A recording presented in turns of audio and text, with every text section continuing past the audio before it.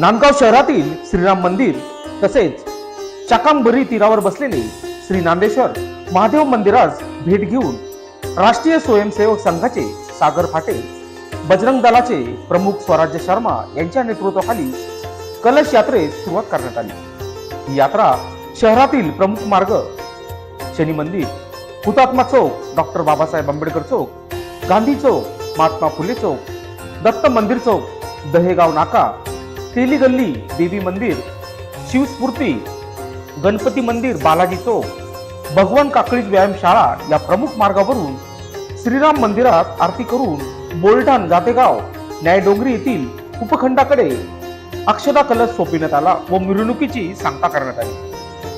तसेच 3.5 पीठांपैकी एक पीठ नस्तनपूर येथील माजी आमदार अनिल कदम यांनी देखील श्रीरामाचा जयघोष करत अक्षदा कलश शनेश्वर महाराज यांच्या भेटीस नेऊन तिथे आरती करण्यात आली। या मिरवणुकीत महिलांची संख्या लक्षणीय होती। मिरवणुकीचे शहरात ठिकठिकाणी स्वागत करण्यात आले। चौकात पुष्पवृष्टी करण्यात आली। भगव्या टोपी परिधान करत भगवे वातावरण निर्माण झालेले बघायला मिळत होते।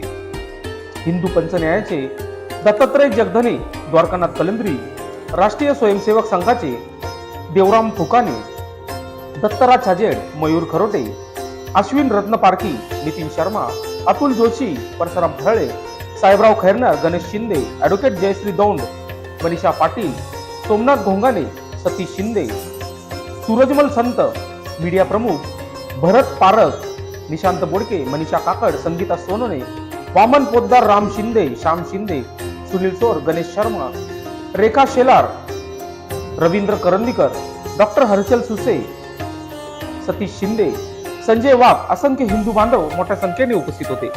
यावेळी नांदगाव पोलीस निरीक्षक प्रीतम चौधरी यांच्या मार्गदर्शनाखाली सहाय्यक पोलीस नितीन खडांगळे, उपपोलीस निरीक्षक संतोष बहारकर, पोलीस नाईक काशी देवरे, विनायक जगताप, हवलदार संदीप बच्चाव, पोलीस कॉन्स्टेबल पवार, वाहन चालक परदेशी यांनी चोख बंदोबस्त ठेवला होता।